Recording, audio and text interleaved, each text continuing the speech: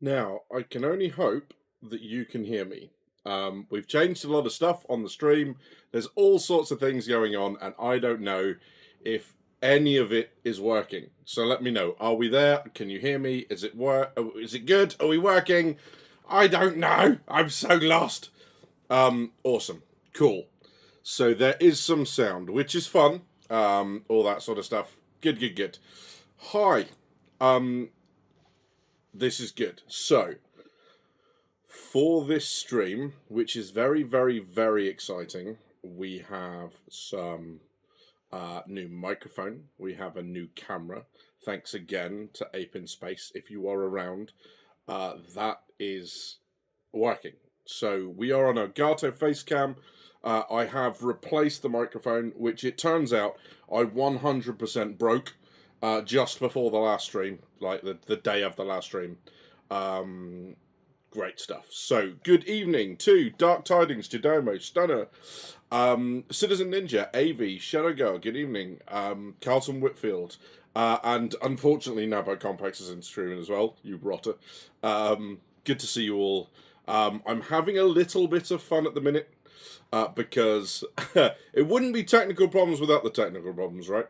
But it appears that I have some sound and stuff in the background. But what I don't have at the moment is, yeah, I don't have any music. But I guess, as problems go, that is probably the least of our issues, right? So I'm just going to try one more thing, and if it doesn't want to play, then tough, right? But let's just see if this gives us some music. I'm hoping a one click.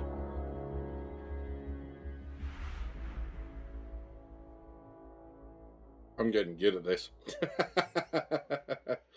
So yeah, Stunner. Do you know what? I was just being nice. I thought my microphone was thirsty. I gave it a Diet Coke. Turned out I didn't want the Diet Coke. It only liked the full fat variety. Who was I to know? It went on strike, refuses to work, and now I need a new one. So yeah, it looks like we're in a good place. Badger's always streaming while I need to work. No, Edison. No. You're always working when I need to stream. Like it's different. This is not a me thing. This is a you. So yeah, but yeah, good to see you all. So unfortunately, that was the reason I wasn't streaming last week. It was that technical issue. My bad. But we are back now, and hopefully it's all working. I've got some settings to play with the camera because it's not as clear and crisp as I would like it to be. But yeah, we'll get there in the end. The nice thing at the moment is it's running at 1080p 60. I don't think you can really tell the difference at the moment because I've got some things I need to do with the light. I'm also pasty as hell, so I just kind of reflect light at things and it doesn't look maybe as clear as I would like it to. But yeah, there we are. Hoping everyone is okay and doing well. But yeah, we're getting there slowly. We are getting there slowly. It's a clear thing someone needs to work to make some money. Yeah, I mean, absolutely. Coke is bad for Mike, said Edison. Yes, you are entirely correct. Yeah, thanks, Avi. Cheers. Thank you very much. You're not nice. Like, why are you gonna be like that, dude? I'm gonna come on next time with shoe polish. This is how I get banned, right? This is how this happens. But yeah. So we'll wait for the stream to populate a little bit. Hopefully I haven't lost everyone because I didn't stream for 1 week. But then again, you know, YouTube does some pretty strange stuff sometimes. So if you did or didn't get a notification to say that I was live, then please let me know because I'd be interested to know. But yeah, a little pale. Well, I'm going to get some sun this year, so there you go. Shush. Yeah, so a bit excited because like I missed the delivery for this stuff twice. He tried to deliver it that day and Amazon said, hey, you can't have your stuff, we'll try on another delivery day. He then tried again, and I'd gone out because I'd seen the whole you were going to try on a different delivery day. And bless him, this delivery driver was an absolute star. He came back a third time on the same day. Before he went home, he's like, "This is the last package in the van, dude." I was like, oh, "I love you." Unfortunately, I didn't have any cash to give him to tip him, but yeah, I did send a little thing to say thank you ever so much for my thingy. Not frozen, just really packed. Wow, wow. Too late, Shadow. I can see it. You think your message is rejected, but you didn't get away with that. Rude. Dark Tidings says, I suppose telling an Englishman to get a little sun is a losing battle. Says I'm pretty you'll see the sun less than the Arctic. Funny you should mention the Arctic. I have some news. But yes, absolutely. Next stream badges will be orange from the spray tan. Absolutely not. I refuse to do the orangutan spray. Nope, absolutely not. Not even once. But yeah, it might be, given the fact that it's only the end of February, it might be a little while before I deliver on that tan, but I do intend to be a bit of a barbecue demon this year. It's on my list of things to do. I want to start working on like the low and slow stuff. So yeah, we haven't talked about Star Citizen at all yet, which is a little bit weird because something happened this week. Oh come on, you can pull it off, badges. No, not even once. Which is a little bit weird, because this, I'm not going to lie, is possibly my favourite bit of news so far this year, including 323.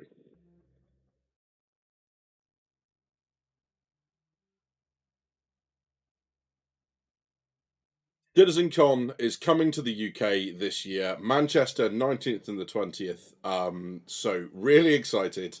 Already booked some accommodation. We're all good to go. There's a whole bunch of us already. I won't say the names unless they want to out themselves in chat. But there's a whole bunch of us going. If you are interested in going and you want to be part of the DGP massive at CitizenCon, you probably don't after I did that. But if you do want to go, we are staying at the Sasha Hotel by Britannia Hotels in Birmingham. The great thing about it, sorry, in Manchester, not in Birmingham. Don't go to Birmingham, you won't be in the right city. The reason we booked that one is because there's no cash deposit up front. You pay on the day of arrival, and it seems like a really good option before people get tickets and stuff to be able to do that and then just cancel it up to the day without any financial repercussions. So we've done that. That's what's going to happen. We're going to go up. We're going to be there the day. We're going to go up on the day before. We're going to stay the weekend. At the moment, I'm delivering on the Monday, so I'm going to have to do CitizenCon on the Sunday and then head straight back home. However, I am really hoping that on the Monday I can get someone to cover me, and I'll be able to stay the Sunday night and enjoy all the revelry and stuff and not have to drive back after a full day. But if you are interested in coming, it would be really good to see people there. I know there's a whole bunch of people from chat who I have not yet met. I'm really looking forward to meeting them all. We'll get together, we'll drink some beers, we'll enjoy some decent food. It'll be social, it'll be really good. Yeah, I'm looking forward to that conversation that Napo Complex is going to have with his missus, because Napo Complex is obviously going to come with us, aren't you? But yeah, we'll see. Yeah, looking forward to that. And I'm not going to start speculating about what it is I do or don't think that they're going to do for us. They've said here, I don't know if you can read that. It's probably a little bit small. I don't know if I can make that much bigger. There you go. But it does say, we're already sure this will be our best one yet. It is the 2 days rather than the one. The last time it was in the UK, it was just 1 day. Which, yeah, we'll see.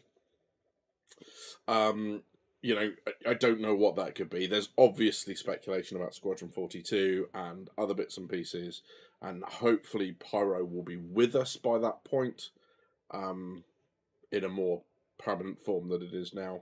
I don't know. Let's find out. But yeah, we'll see.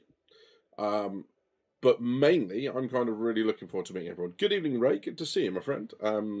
I've managed to remember to put the latency on low, so my interaction with chat should hopefully be a little bit more responsive and not just kind of long silences while I'm waiting to talk to you guys.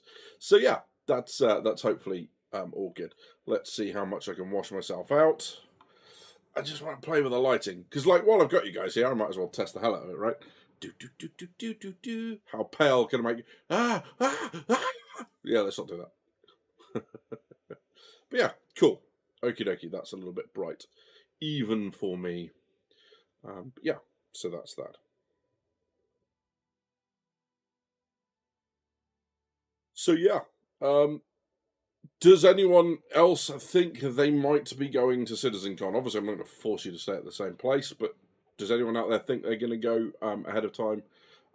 Anyone kind of, dependent on tickets, obviously, and the ticket price. But does anyone think they're going to go? I'm hoping that when I go, I'll have my hoodie all sorted. So I'll have basically this logo on the back. And you'll see the name will be Badgers and Edges because that's my full online nickname. But yeah, Monster says, not certain myself yet. It looks interesting, but if I end up going, it would be about 1,200 for the flight. Holy moly, mate! Yeah, that's tough. That's a rough ride. That one. Yeah, I don't know what to say about that. That's a tough old get, right? Jadomo says possibly.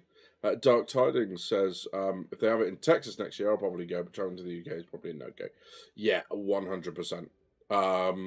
Just have to sort some schedule stuff for work, but planning on going, says Stunner. Dude, it would be very cool to see you there. Stevie Madman, good evening, sir, says, yeah, I'm going. My sister lives in Stockport, so free room and board. Nice. Fantastic. What's also very cool, for those that know them, is my understanding is that our friends over at Inforunners, Execute and Old Man Al, Old Man Hurston are going to be there as well. So it would be really good to catch up with them in the flesh and kind of, be able to see them for a bit. That'll be good to see, I think. But yeah, I'm just realizing that I haven't added yet the audio output to this bit. But yes, oops. Yeah, so that's cool. Obviously, the big news this week is a little bit on distribution centers, and the fact that the Idris M is now out, or in the universe, right? It's been flown for a couple of days by devs. So the devs have this, they're flying it around the verse, and there are a couple of competitions basically to go and capture this thing and fly it around for as long as you can keep it alive. Okay, so yeah, and apparently the NPCs are doing some too, but yeah. Has anyone managed in chat to find this thing yet? Because I don't think people have had a lot of luck. I mean, I've not tried for different reasons, but we'll go into that in a second. Just because I don't think it's going to work for people who are playing on their own at the minute or in very small groups. But having said that, there's some really nice updated looking artwork and concept shots and all that sort of stuff. And basically, for the next couple of days, there's the Idris Wargame mission that will pop up on selected servers. It's not like the other dynamic events where everyone gets it, we understand. It's just going to pop up on some. Some of them will be NPC controlled, some of them will be developer controlled. And basically you get together, you get onto these things, you take it over, and then you keep it alive for as long as humanly possible. Yeah, so that's looking on interesting. Saw a few people on YouTube doing it. I haven't seen the mission or it personally. No, neither have I. And I think this is kind of... first of all, I really like the way they're testing it. And I realise that this may be the first stage of the implementation of it. And what I mean by that is I'm going to go on to the community contest, and I fully understand that they may well do more to this. So this isn't the whole contest, right? But in effect, they're selling off the Idris P. They're selling off a whole bunch of stuff that they think can kill the Idris. But the contest looks like this. Okay? And in effect, there are a couple of ways of doing this, right? They want a 10-second video clip with our crew of us trying to take it over, whether it's, you know, boarding the Idris, whether it's attacking it, whether it's controlling it, whatever it is, they want a 10-second clip. If you pull that off, there's an Idris M in it for you at first place, a Redeemer in second, and a Gladius in third, which is significant. Okay.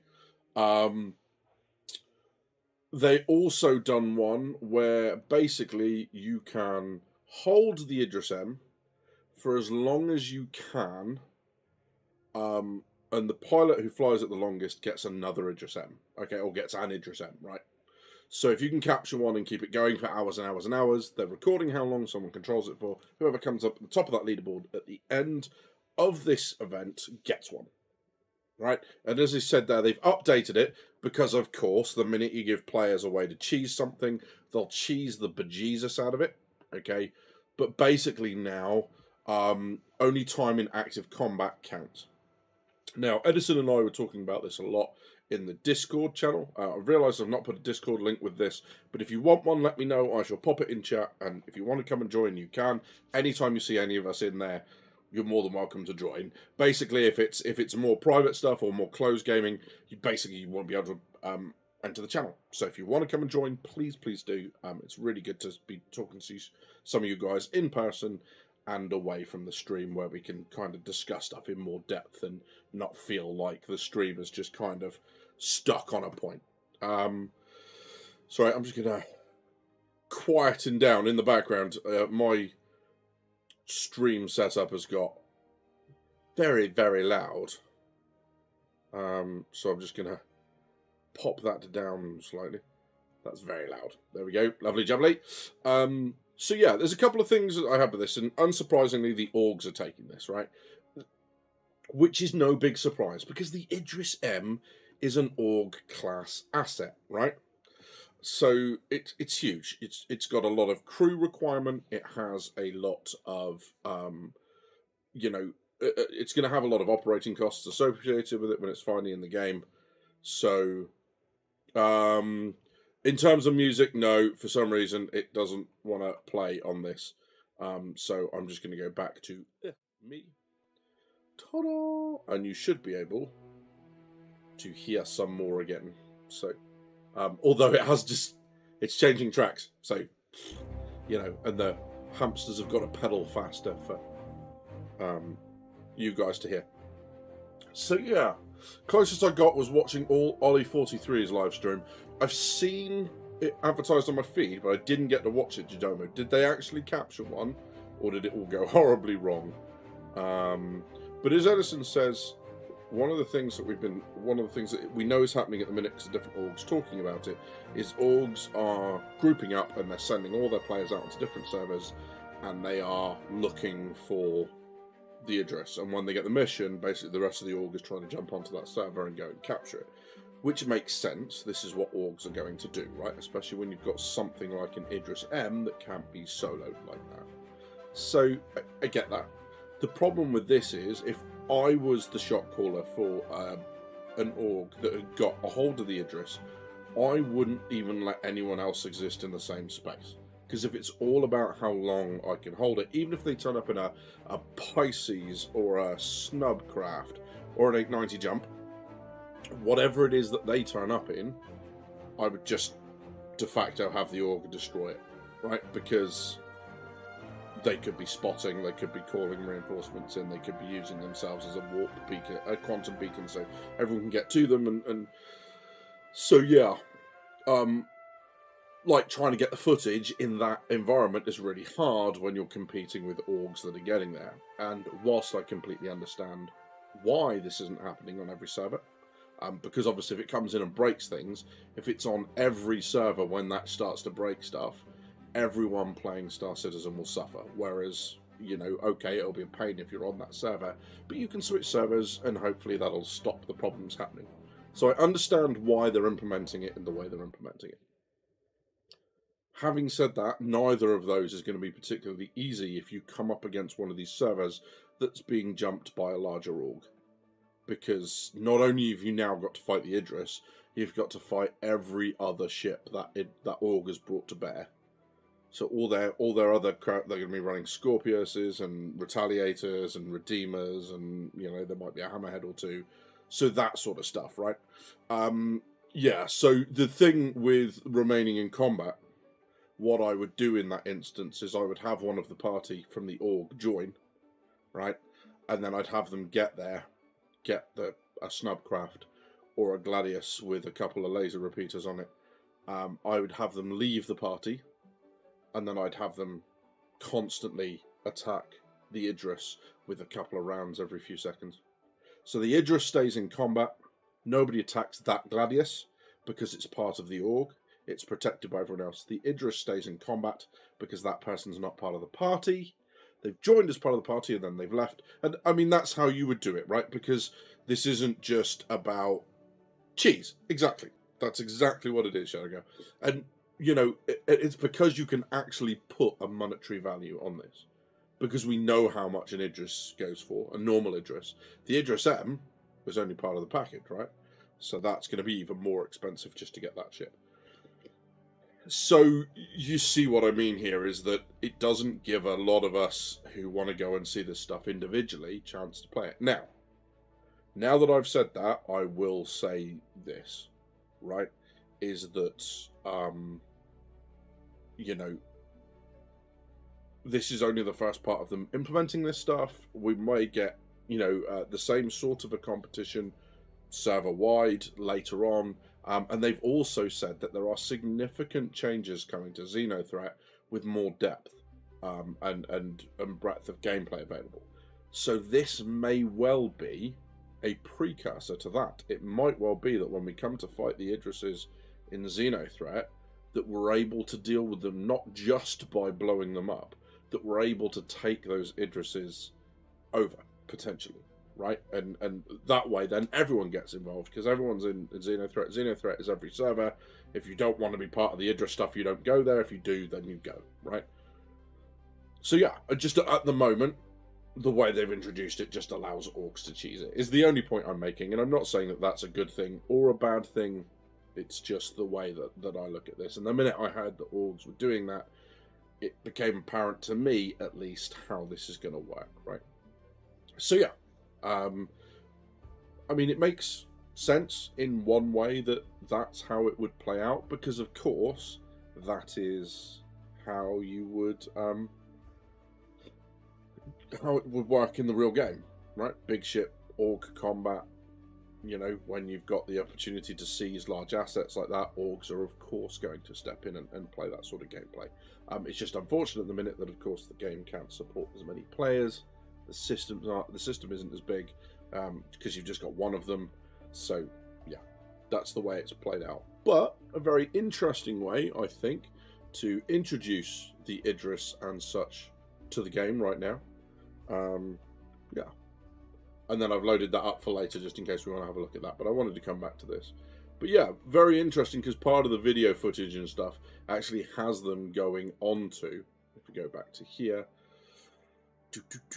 So yeah, if you look at this, there's actually footage of them coming into the, and I know all this is set up like this, right? And it's pre-recorded and stuff. But very, very cool because this is clearly what they want us to do and how they want us to deal with it. Yeah. And I know a lot of that sounded a little bit complainy. I didn't want it to sound complainy. But,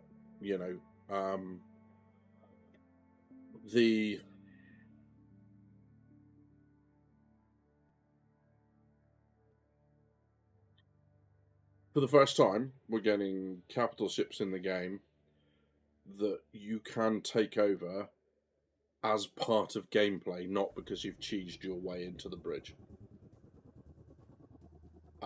So it is low-key a significant milestone in the game, because we've got this ability now. This sort of gameplay loop has appeared, and it's a thing, and we all get to do that. And I find that really quite cool, right? I think that's a really nice development for the game. And yes, sure, it's being introduced on a limited basis, as you would kind of hope and expect when a game is in its early stages, or sorry, when the feature is in its early stages, but it's really cool. Avi says, until they get more meshing, near unlimited population, or start server locking, ActiveOrds can game most of the events as they do. Yeah, exactly. You know, but yeah, we'll see. Obviously, everything is a mini microcosm, and I know you know this, and I'm saying this more as the general conversation. Everything is a microcosm of the game at the moment. You know, it's all in a very concentrated area with no AI pilot, so everything that's moving is another player, aside from, you know, when I say no AI pilots, what I mean is moving from A to B. Of course, there are AI bad guys, but they're held to certain areas, right? You don't have that general traffic. You don't have the larger quanta element to it with everything moving around. If you go to an area and there's ships there, it's because there's a mission. Dark Titan says, I'm a member of a PvP org, and we saw it more opportunity to test ourselves. And we have org training every week, and we're focused on boarding them recently, so it's fun to test our training and see where we need to improve. Tidings, does that mean that you found an interest then? Have you managed to board one?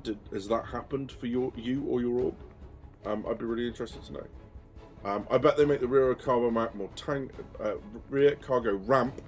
tanky, says Jadomo, when the Vulcan comes in to force that docking and hacking gameplay. You mean the Legionnaire? Jadomo. Sorry. I kind of lost it with the Vulcan. Drew? We did, but we were not able to do it due to junk. Ugh. That's unfortunate. Yeah, it's a shame, especially when you spend time practicing for that. I get the frustration that might bring. But still, I mean, it's really cool that something that you've been doing like that is now available in game. That's really cool. I shall just sort my screen out, because I've got all sorts of stuff going on here. And it's all flashing and stuff, and it probably doesn't need to do that. Cool. Awesome.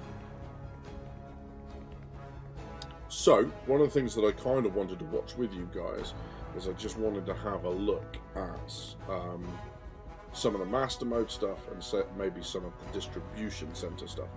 But let's have a look at the the Vulcan did. I see what you mean. So if you make the ramps and stuff more tanky, people are going to be more likely to try and hack their way in through the docking collars than just shoot their way in through the ramps. Yes, I have a feeling the ramps and stuff will become, and those sorts of hatches will become just as tough as the rest of the ship. I think at the moment it makes sense to let people in, and maybe in soft death you still have the ability to break it open. But yeah, the hacking and boarding gameplay, you know, the way the Legionnaire hacks onto a docking collar, gives itself permission to docks, and then the Marines go in and clear the ship. Yeah, absolutely, exactly that. I'm late off of a war patrol. Apologies. Good evening, Notorious. Good to see you, buddy. Hopefully you are giving the Hun what for, but I assume that you are just fresh out of one of your videos and stuff. For those that do not know, there is a very, very cool channel on YouTube called Midships. Sorry, my bad. I'm just frantically trying to find it in the background. Here we go. I found it. I'm going to pop a link in chat for everyone because it is very cool. But go and have a look. There's basically a lot of World War II. I think it's Silent Hunter 4. Correct me if I'm wrong. But yes, there's some very, very cool stuff in there. So I'm going to pop that in. Go and have a look. Exceptional production quality. Really, really good fun. If you like your World War II kind of submarine gameplay, then that channel and that content creator is the place to be. So yeah, and the person to be with. But yeah.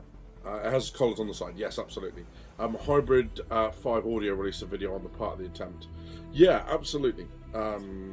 It'll be interesting to see what comes of this. And once it becomes more stable and more reliable of a thing to do, I think it's going to produce some really interesting gameplay. Because I don't know again of any other game where the ships that you normally fly around, there's like that Tarkov-like one where I forget what it's called, but you kind of go onto other ships and clear them off and nick gear and stuff. You often see the Tarkov streamers playing it when Tarkov's down. But yeah, other than that, you don't fly those ships around. So this is the first time I believe that it's happened ever, that players are able to board other people's ships and all that sort of stuff. So that's very, very cool. But I'm going to open this up to you guys. What would you guys rather see? Would you rather have a look through the distribution center ISC, or would you look through the master? Would you want to have a look through the master mode ISC? Because I know the distribution center has been open a little bit longer, but we've got some chat about distribution centers. Sorry, master modes within chat. We can have a look at that if you want. But yeah, the as Dark Tidings is saying, the SC, the idea of having ships that you can go on board with, it's multi-stage military. So you've got to go and locate, you've got to fight, you've got to disable or reduce defences. Then you've got to bring the boarding on. So you basically got all the elements of combat elements of SC, minus the nuking stuff with big torpedoes. Because of course, if you nuke it with big torpedoes, there's nothing left. But yeah. Other than that, it's incredibly detailed in terms of command and control and organisation and everyone knowing their roles. And it is genuinely going to be one of those gameplay loops that will show the difference between people just having a go at it and people like Dark Tidings and his org. I assume his. I apologise if I got that wrong. And their org where they've practiced at it and they've got roles and they know what they're doing and they've got some sort of routine when it comes to it. That would be very cool. But yeah, well, I mean, we've got two bits here, right? So what I want to do is we're going to have a look at Masters and Blasters, which is the ISC about master modes. And we also look at distribution centers because I didn't get the chance to chat with them next week. So let's have a look at Masters, Blasters first. And I just want to make sure that I'm just going to kill the background music. There we go. And we can have a look at this one. Hopefully, it'll play. Well, Star Citizen aims to offer a first-person universe of possibilities. At the center of it has always been you and your spaceship. And over the years of development, testing, feedback, and iteration, there have been many changes to the combat and traversal experience. And in the upcoming Alpha 323, the biggest and most anticipated of those makes their presence known with the arrival of master modes. And with that comes additional changes to precision targeting, weapon balance, gimbal use, and more. What are master modes? So master modes is a way for us to really kind of capitalize on what the ships are.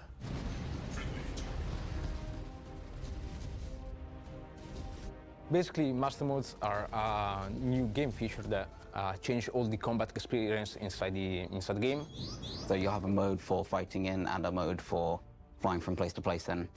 A rework of the flight and combat system to essentially try and solve a lot of the problems that players have had with the flight experience. You can decide if you want to be in full combat mode, or you're just in transit, or you want to get out of a situation as quick as possible.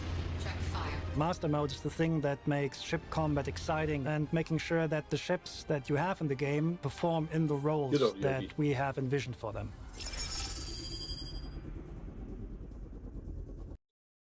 So probably a couple of things that's worth picking up on there straight away, right, is the problems that they're trying to solve with master modes. There's a couple of things, right, is that, like, the space combat they keep showing off versus the space combat that we're experiencing Star Citizen at the moment are two different things, right? You don't get that kind of one ship following the other quite like that unless one of them's trying to run. You don't get that kind of dogfight. Imagine back all the way back to the Hornet commercial or the Arrow commercial. That's not how combat happens. You tend to get a lot of circle strafing. There's a lot of jousting where ships are coming in each other fast. They turn, they come back at each other, and they just basically keep crossing. I realise I'm doing a Chris Roberts kind of thing, but you get my point, right? The other thing is that there are obviously problems with having ships. The faster the ships move, the more that small errors in the code are exacerbated, and basically, you know, hit tracking, hit reg, all that sort of stuff, where people think they are versus where they actually are, desync lag, all that sort of stuff becomes worse and worse because you're increasing the numbers involved, so it's going to become more and more evident. By slowing things down, they can reduce a lot of that, and where you think you're shooting is where you're actually shooting. And anyone that's been involved in any PvP over the last kind of 2 or 3 years will know exactly what I'm talking about, because, you know, not only do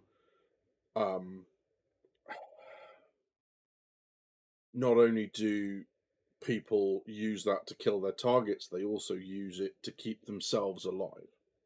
And this is why hammerheads often struggle with killing the very thing they're supposed to be killing, fighters, because the ability of turrets to track and that are much harder at those high speeds. So slowing everything down even slightly is one of the ways they're looking to solve that problem. So yeah.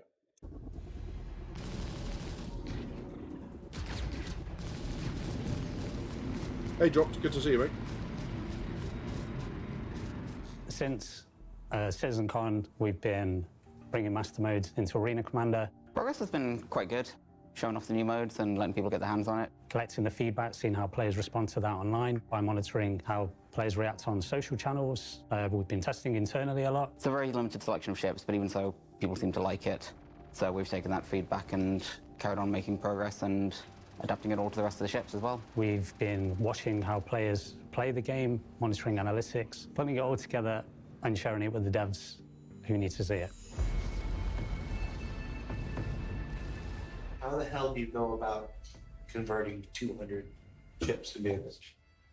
Unfortunately, there's only really one way to do it, and that's to not get too intimidated by the number. A team effort.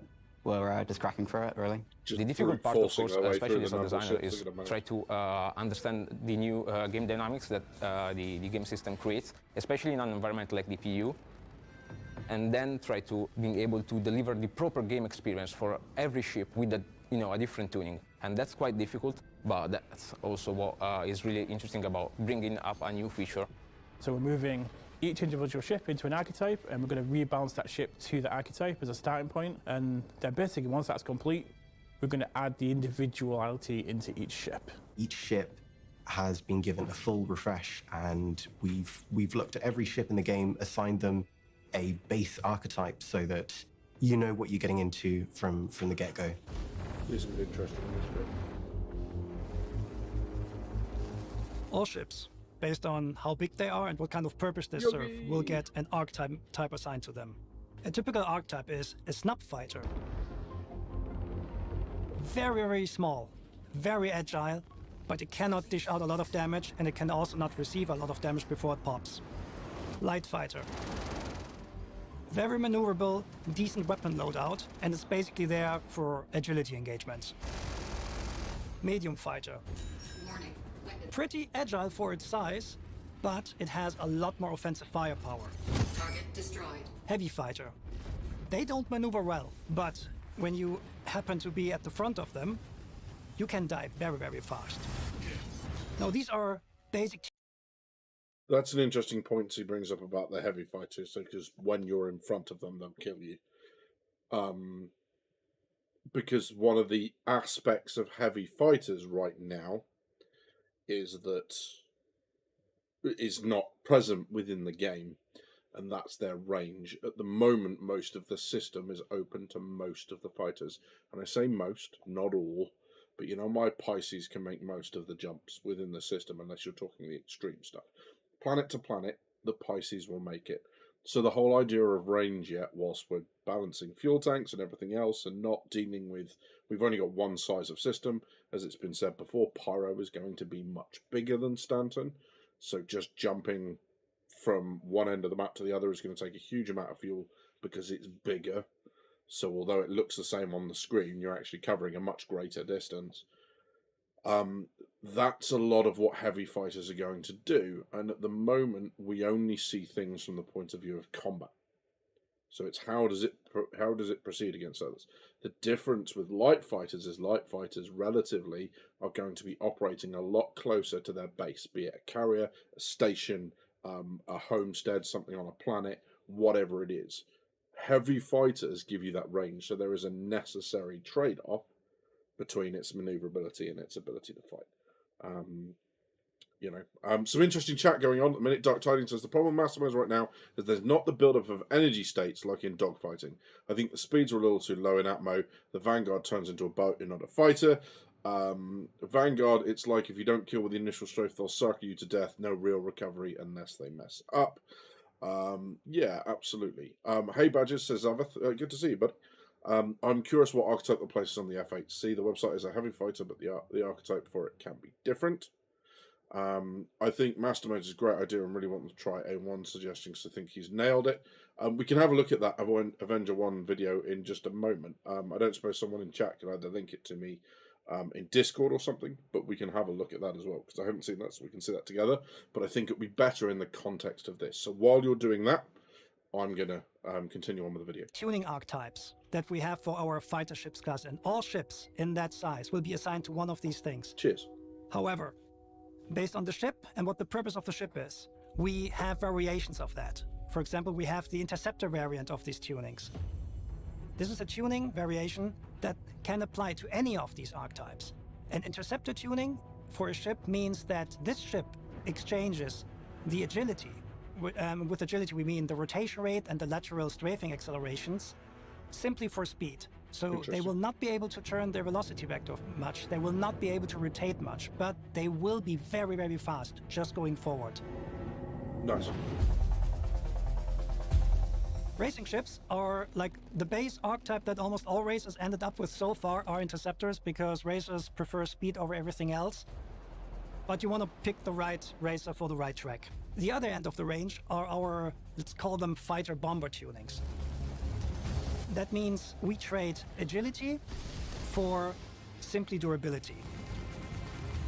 On top of the fighters, we just keep going with this. We have gunboats for ships that are constellation-sized. Woohoo!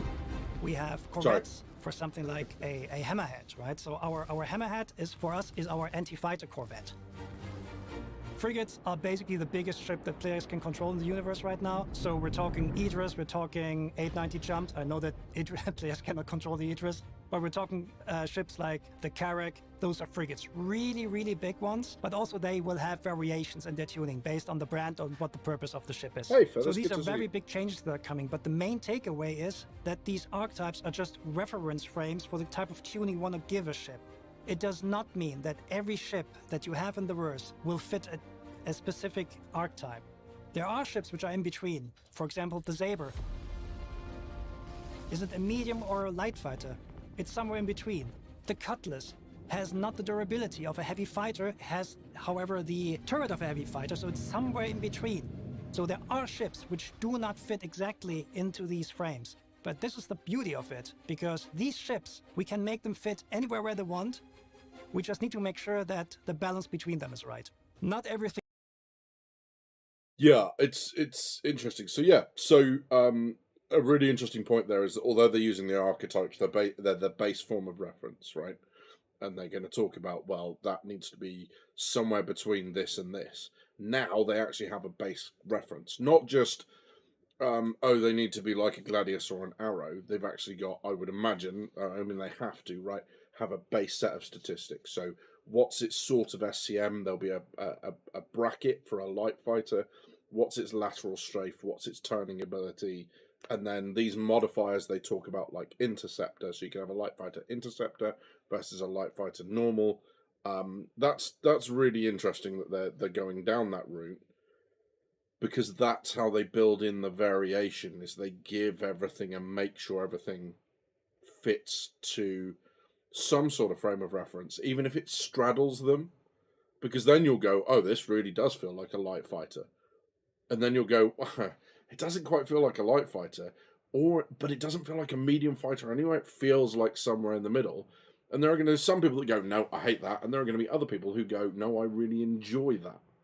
So, you know, that's going to be really nice, is that it's going to start coming down to how you feel and how your personal pilot type interacts with the abilities of that ship. So that's really cool. So yeah, just going through it. I think Massimo's is a great idea, and I really want to try A1 suggestion. We covered that before. We've also got, it's a reduction in initial skill needed, but I think skill plays a decent chunk of it. I'm not great with fighter combat, and I can usually tell pretty quickly who has skill and who doesn't. Yeah, 100%. And at the moment, I really don't enjoy PvP when things are so janky. When sometimes everything you're seeing on the screen tells you you're hitting, but someone goes, oh yeah, no, that doesn't work. If they're doing this circle strafe around you, then you think you're hitting, but you're not. That to me is incredibly frustrating. So I just won't engage with that mechanic until it's looking a lot better, right? Because it's like, well, if what I'm telling me on the screen isn't working, how do I know what is? So yeah, 100%. Drop Joggett says there was some discussion in the info render stream where someone in chat was trying to argue that master modes will only help lower skill players. I completely disagree with that premise. I think it's going to do both, kind of as Avi is alluding to, right?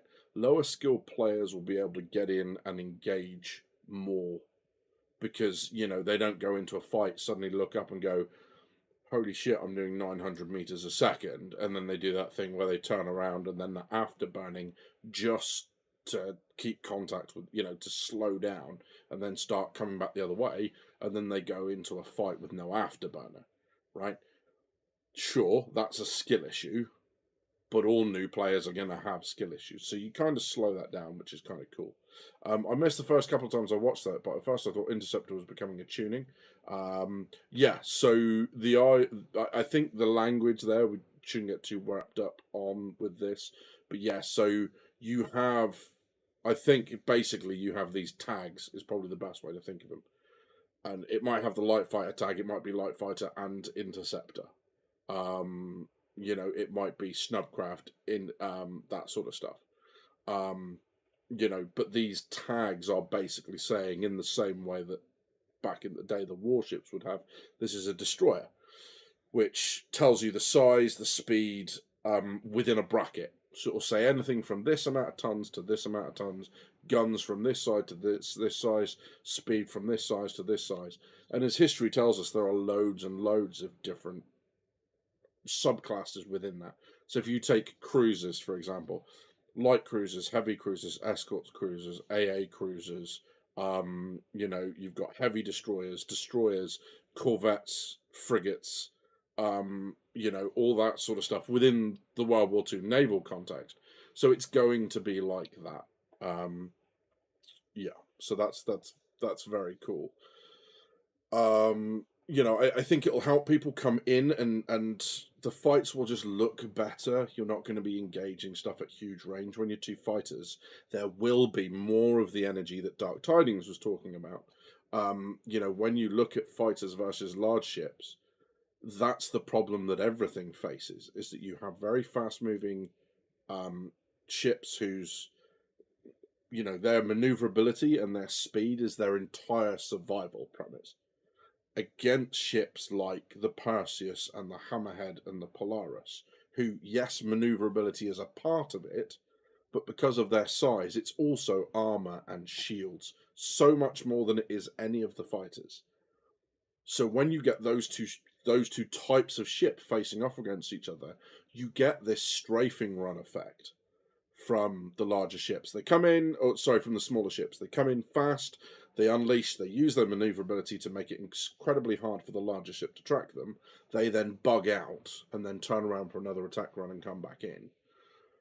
That is more their speed than this idea that small ships can duke it out with the big ones, constantly staying in weapons range and just avoiding being hit.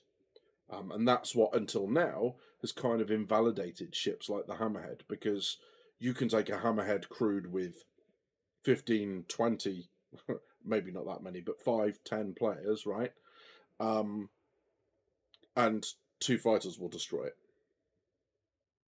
which doesn't make sense, right? So whilst I've heard some streamers go, this is just to sell Hammerheads. No, it's not.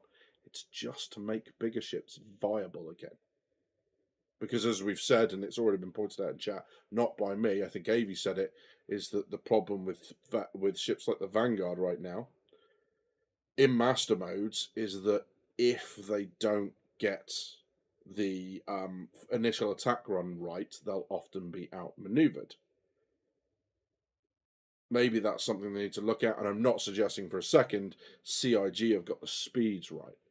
But certainly in ships with turrets, like the big ships, the whole idea of having that turret, or that group of turrets, is that you don't need to maneuver.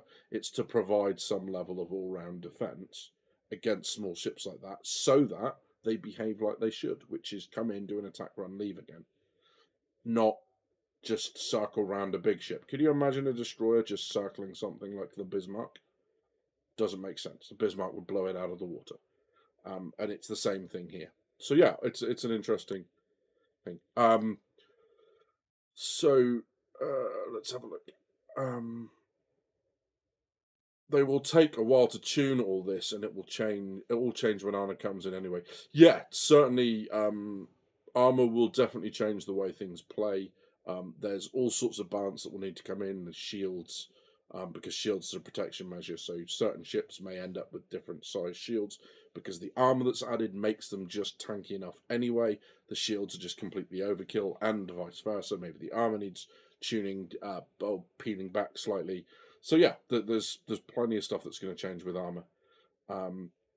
Amy says the best way to say it is it compresses the skill range. Haven't seen Avenger 1's video yet. It's fairly solid takes. Hope he's putting them in on feedback along with the YouTube stuff.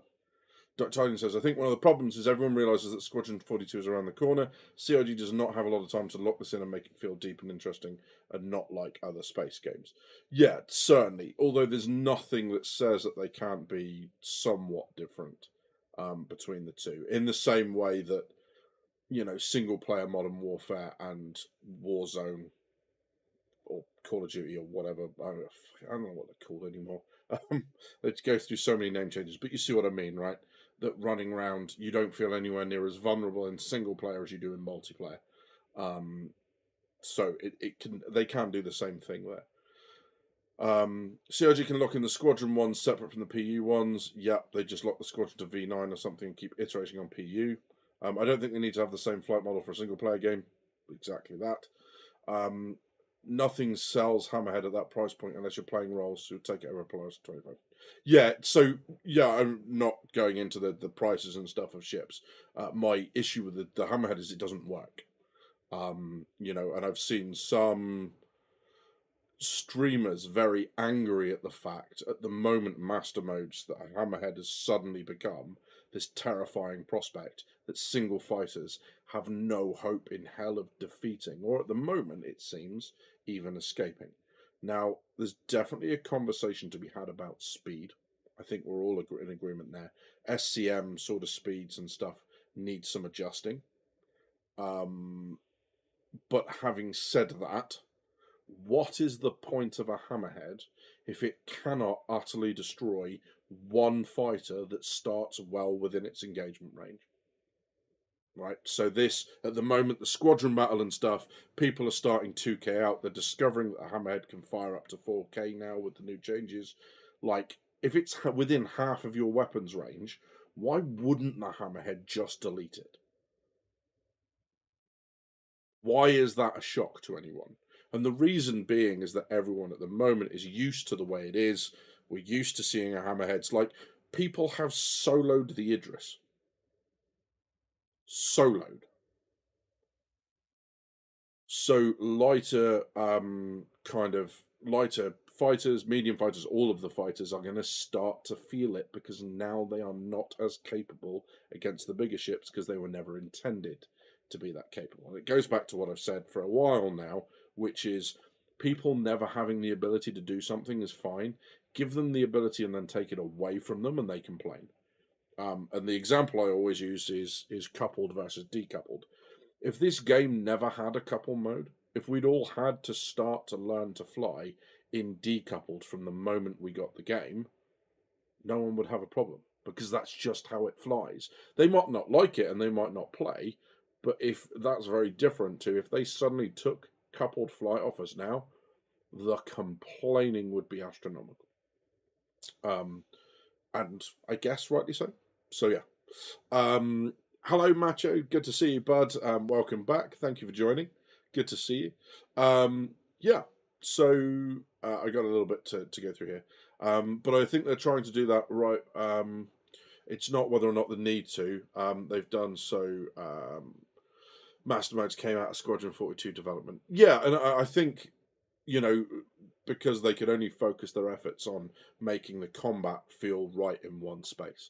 And because they've had this drive to complete Squadron 42, that's the way they've gone with it. They're going to... Sorry, I'm going to get undressed a little on stream, I say. But yeah, so they had to focus one way or the other. The efforts have been focused on Squadron 42, and that's where the starting point is. Yeah. So... AV says, I agree that Master Mode's coming from Squadron, but I don't think they need to keep them both synced. Agreed. Similar to gold standards for ships, the PU will get updated ships. Squadron might have the old versions of them. Yeah, absolutely. Yeah. I soloed the Idris with a 400i. Almost took an hour. Yeah, 100%. And therein lies the problem, right? That shouldn't happen. But I know we're on the same page with that, Shadow. Dark Telling says the Hammerhead needs to be anti-fighter for sure, and the fact that it takes 8 people to crew it if you add engineering, the only fighters that need to be able to kill the Hammerhead is specific anti-ship. Yeah, so the Hammerhead should still be terrified of things like the Gladiator, like the Retaliator, the Eclipse, that sort of stuff. You know, big things like the Constellation, Andromeda, should cause it pause. You know, it's a lot of missiles. That's some pretty big guns, although, to be fair, it will still outgun it massively. But, you know, it's a larger target to deal with. It might have distortions on those turrets, so that's going to make it a little bit more pokey against things like a Hammerhead. Yeah, anything like that. And then when you go up to things like the Perseus and Polaris, obviously the Hammerhead is now at a significant disadvantage. Got to love those 2 size 3, says Jadomo. Absolutely. AV says, attacking a Hammerhead solo in a fighter is a ridiculous concept, and killing large caps solo in a fighter does need a course correction. Light Fighter Mafia isn't about that, though.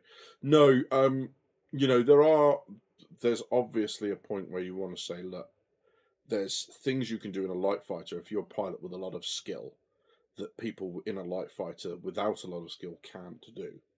So I'm not suggesting that everything should be hard capped, but I am also suggesting that the idea that, you know, one fighter can kill a capital ship is utterly ridiculous, regardless of its loadout. And I think we're all on the same page there. I think that's what we're all saying. People still want to solo the Idris, really. Yeah, unfortunately, it's still happening, and I think that the idea that people can't is stressing them out. There's a couple of us in one of the channels, and I won't name the streamer, just because I don't want to give them the attention, but we were sat in a stream where an individual streamer who's fairly well known within the community was talking about the Hammerhead and its maximum speed and how fighters can't get away from it. The bit that he didn't seem to want to accept, that when you start 2k from a Hammerhead, and he was complaining about the Hammerhead's weapons at that point were like 4k range in master modes, that he didn't like that was the case, that, you know, his contention was the fighter's speed should, you know, it should be able to recharge its weapons.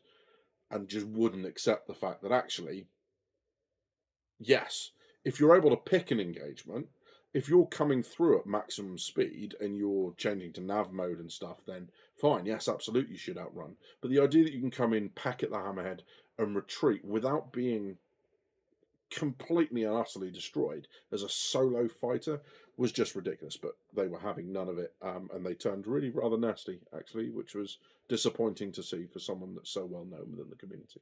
But this is why I'm not interested in naming this person or giving them any sort of spotlight. I don't think they should be a representative of the community, quite frankly. But, you know, they're not here to defend themselves, so I'm not going to be naming them. Yeah. Jock Cop says, evening, mate. Good evening, buddy. I joined you in the Perseus Club. Pick one up this week. Looking forward to joining the Patrol Squadron. I did see your comment. I meant to reply to you. I don't know what got in the way, but I did see your comment. Mate, I'm really pleased for you. Welcome. Can't wait to fly as well. Yeah, it's going to be really, really good. Yeah, hopefully we'll get to catch up at CitizenCon as well. That'll be really cool. But yeah, good to see you, buddy. Gimbal changes will be good. Yeah, the gimbal changes I really like because it was really confusing. But we're going to get onto that. I realise we've been sat here for ages on this screen. So let me hit play and see fits in a box, and it would be very boring if it did.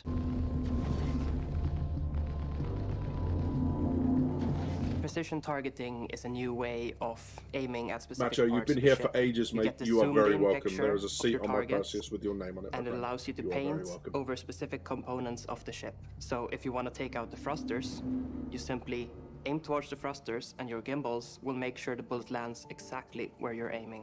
It's a big rework of the entire target system with the goal to make it not only fit master modes, but also fit the problems we've had with target in the past, which is the control of the weapons and the accuracy.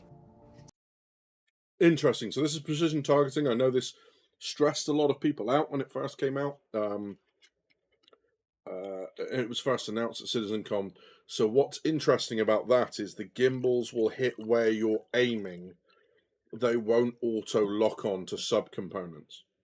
So you still manually got to get your targeting reticule over what you need.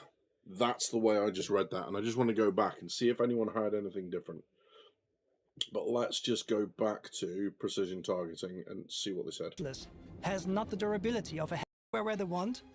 We just need to make sure that the of your targets, and it allows you to paint over specific components of the ship. So if you want to take out the thrusters, you simply aim towards the thrusters and your gimbals will make sure the bullet lands exactly where you're aiming. It's a big rework of the entire target system with the goal to make it the bullets will land entirely where you're aiming. So that, to me, sounds like you've still got to be pointing at the right thing. It's just highlighting where it is. So that's cool. That's not what we thought it was at CitizenCon. They made it sound like you target at the systems and the gimbals would just hit them, which removes all the skill. And I would agree then, the people are saying that's just making it so easy for new players and reducing the skill ceiling for existing players. That I would agree with. It's not the case according to this. Not only fit master modes, but also fit the problems we've had with target in the past, which is the control of the weapons and the accuracy. Since master modes is bringing everything closer together and master modes is slowing everything down, we need to make sure that the weapon speeds are adjusted as well. It will reduce your fire rate, it will therefore decrease the spread and allow you to be more precise where you hit. Good examples for that is if you want to fire at a ship from very far away and you want to make sure that your shots hit. An even better example is if you have a light fighter and you want to help take down a larger ship. You will not be able to take down the ship by yourself, but you can help other players by crippling the turrets with ballistic cannons, for example, and other subsystems. So it allows you to see better that's what not you're what currently that's saying, targeting. right? What we're doing is bringing... That is what it was saying. The weapons were hitting where he was aiming, so he still had to keep it on target. What you're seeing there, and other here, up at the top, that the shots coming out so that allows you to see is the gimbals trying to get the shots on target, because you can see there, I think, he hits behind the turret quite a if you lot. want to fire at a ship from very far away and you want to make sure that your shots hit. So an even better example is if you have a light fighter and you want to help look take at down that, a larger the ship, shots you will coming not out be of able that to thing is take down the ship by terrifying. yourself. that you looks can like a help hammerhead other that actually players wants by to hurt you, crippling right? the turrets with ballistic So if you cannons, look, for example, he's hitting and a other lot subsystems. behind So that there. allows you to see So better yeah, what you're his currently shots are going targeting. everywhere. So What we're yes, doing he's is we're aiming bringing exactly as all Shadow weapons says. into 3 archetypes. We have the anti-fighter weapons that have higher fire rate and a higher velocity that allows you to hit targets such as a horde of gladiuses. And then we have the anti-material weapons. Anti-material weapons is the one you bring out when you and your friends want to hunt a hammerhead. It's got the highest damage of all the weapons. You want to deal as much damage as That looks possible, so cool. but the target is big and it moves slow, so you don't have to worry as much about actually hitting the target. And then we have unspecialized weapons, which are in between the anti-fighters and the anti-materials. So this is better because it gives you a lot of options on how you want to attack the target. You can just, you know, spray and pray that your shots are going to hit, or you can go into the precision targeting mode, see all the sub-targets that you have available, and then pick out which of these sub-targets you actually want to attack. Next to basically seeing what you're actually hitting, you also just get the stunning view of that big ship that you're targeting, right? Like it's a full screen, zoomed in view on your target. You can see it in all its like glory. You can see all the parts you can shoot off. I think it's great. We've been really happy with the results so far. We've seen a massive difference in the way combat works and what the players are actually doing within combat. And that's been really good to see. There's still some small things we're working on right now to kind of solve, but we're really happy, you know, we're kind of most of the way there at the moment.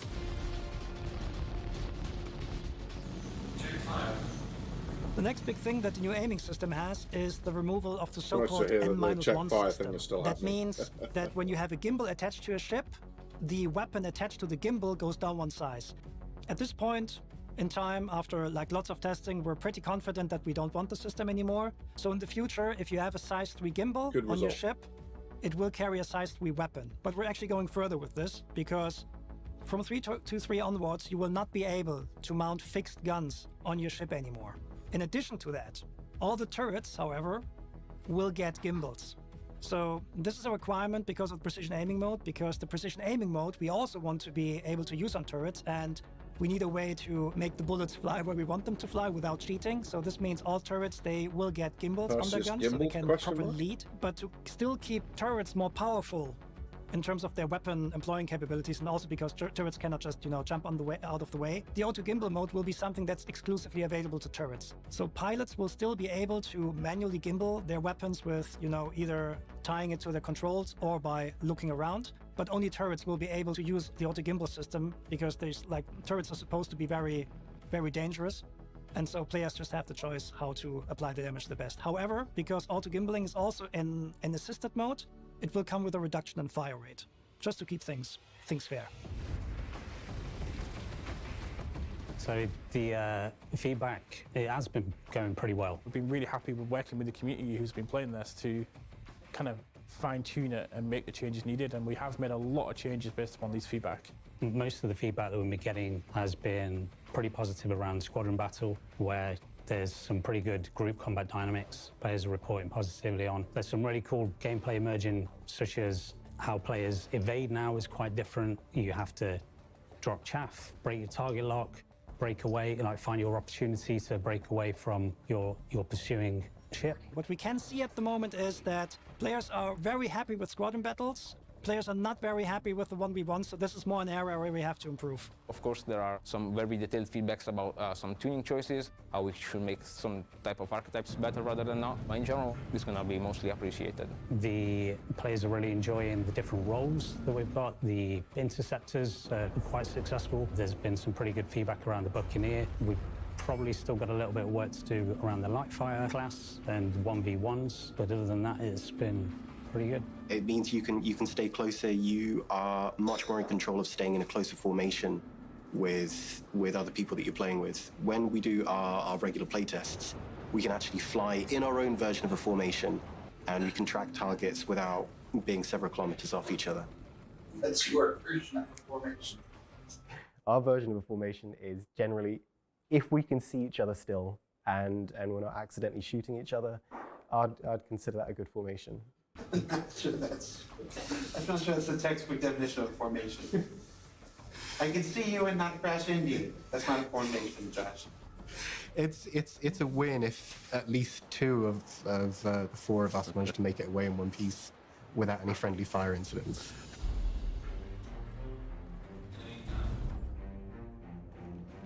So the thing that excites me the most about Master Modes is if you just watch the footage of players dogfighting at the minute, you can really see how close all of those ships are, and it just feels so much more cinematic. It's really about the foundation of the whole flight experience moving forward, because I fully understand that this isn't a game just about combat. We want to communicate that players who want to do combat, they'll go into the Master Mode for combat. But if you want to go from A to B, you've now got a mode where you can do that without being harassed as much. So that's going to be a big plus for the game. It's leveling the playing field a little bit more now. As we slowly breathe more life into each one of these ships, you're going to know this ship like the back of your hand. People seem to... That's, I mean, that generally seems pretty positive, right? The auto gimbal of turrets might still auto hit the right spots. Potentially, yeah. You can target different components at the moment with less skill with numpad. Yeah, potentially. But, you know, it looks like there, wherever you're targeting reticule is over, that's what's being hit. So that seems to be the case at the minute, is that actually, you know, you're not fixed. Your guns are as much as able trying to adjust due to range and speed to make sure that your shots land where your targeting reticule is. But as someone said, you know, it's not going to work when you're like 50, 60 degrees out. You're just not going to be able to hit stuff.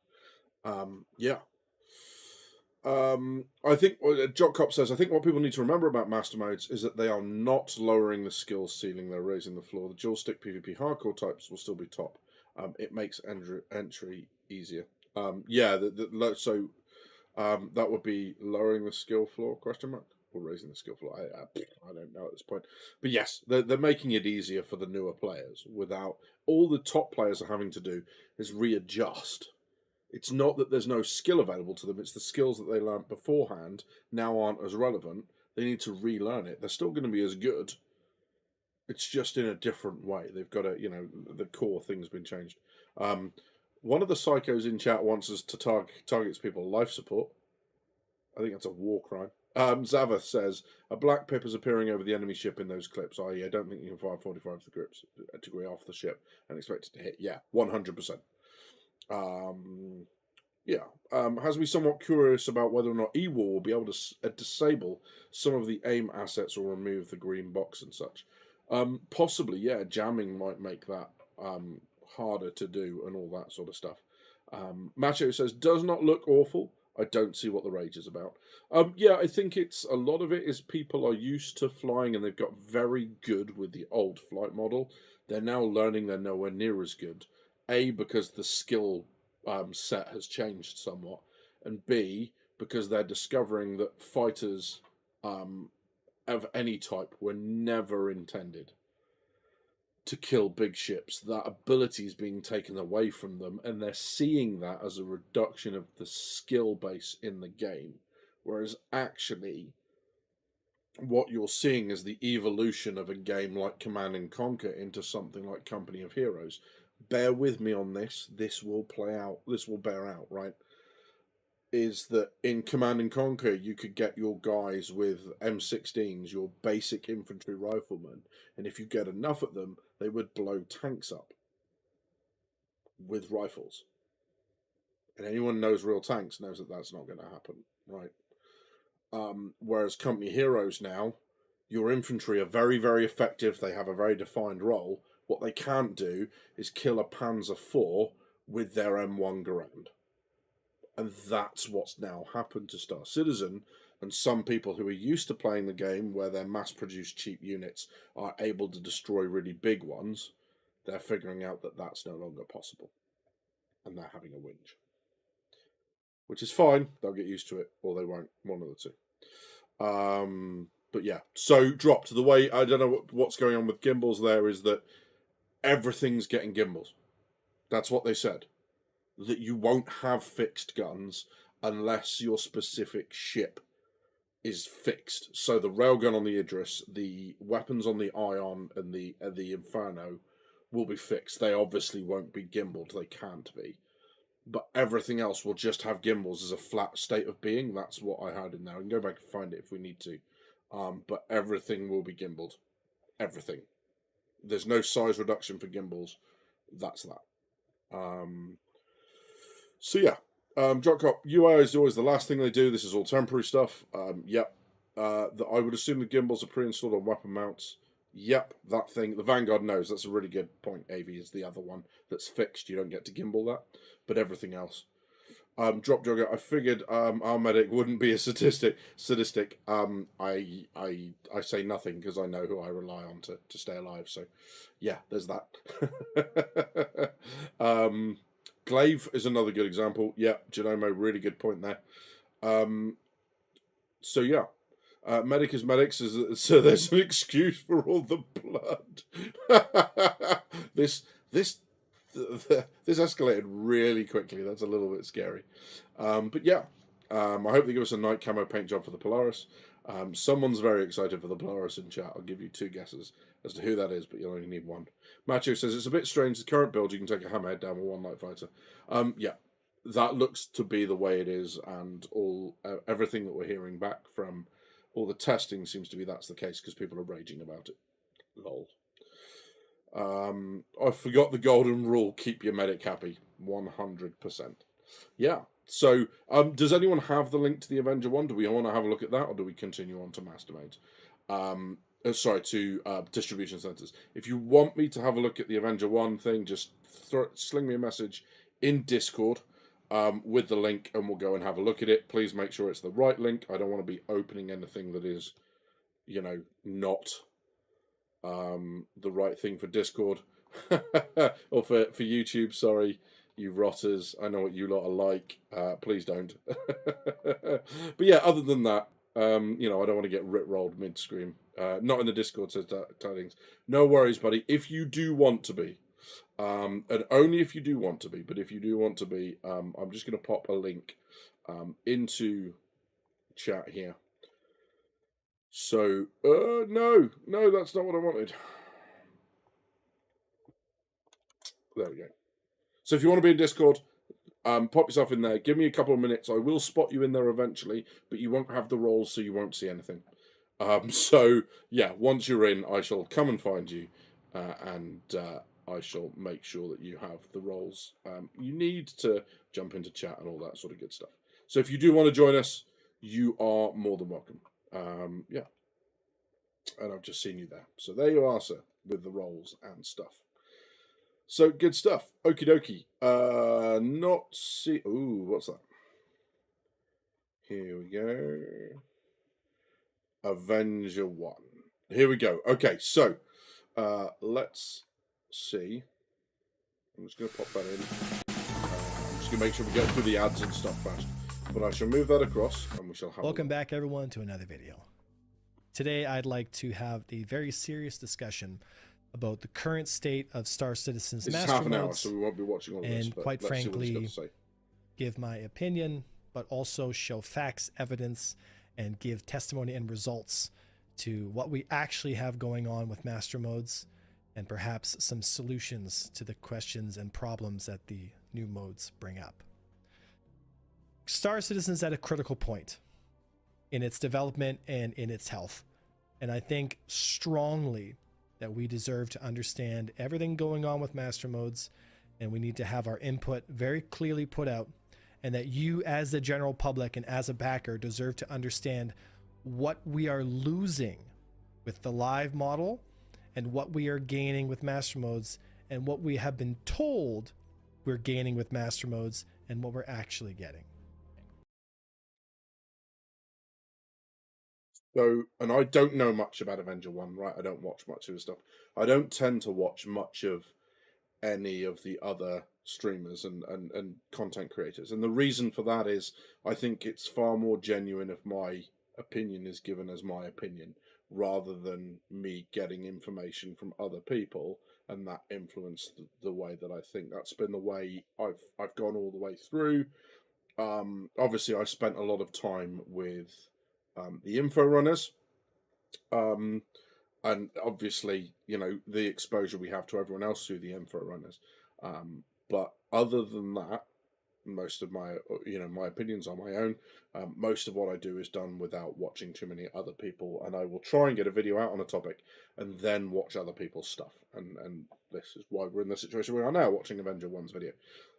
The bit that I would say here is that we are always at a critical juncture in Star Citizen's development, because there's always being something inserted and tuned.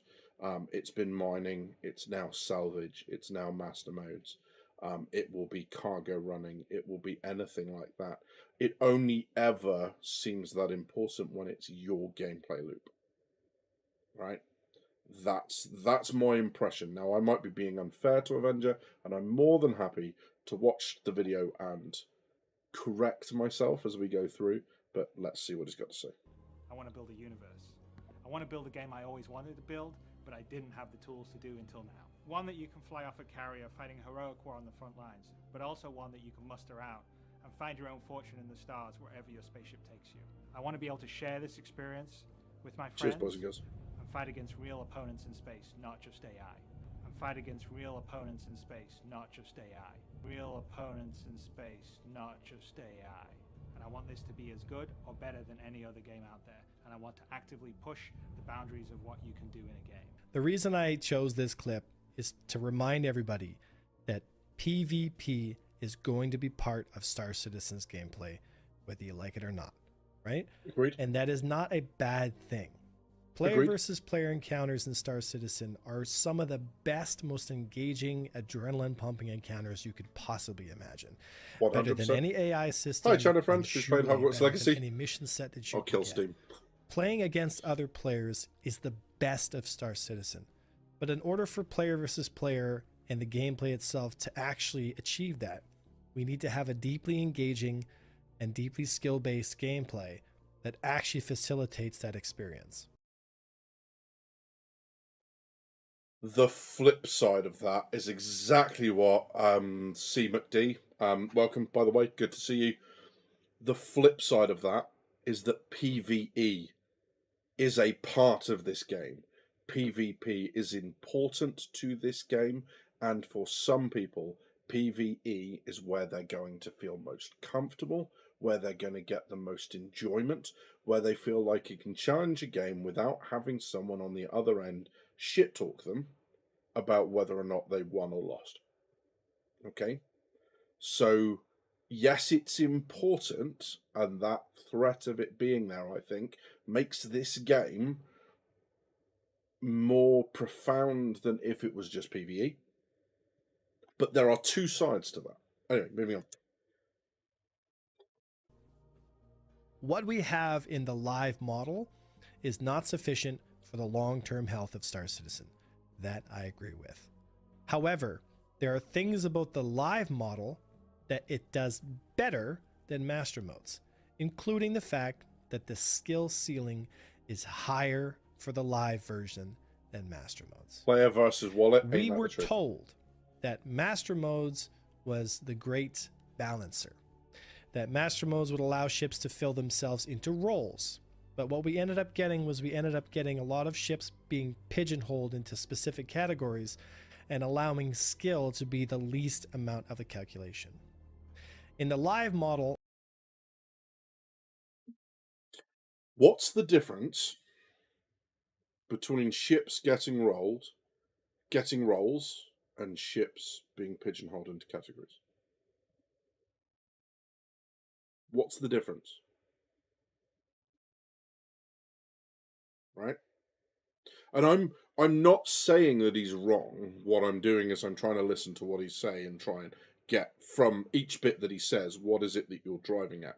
What is the difference between your ship has a role and your ship is getting pigeonholed? And I guess that the idea of pigeonhole, right, is that you can't do anything else. But if your role is anti-fighter, how's that not pigeonholed? Because now you're anti-fighter. You're not anti-big ship. You're not anti-medium ship. You're not anti-large. You're pigeonholed into anti-fighter. It's the... Do you see what I mean? So, yeah. I can take something like an Aurora, with 2 bulldogs. Feathers, to sufficiently shoot 100% down and kill that.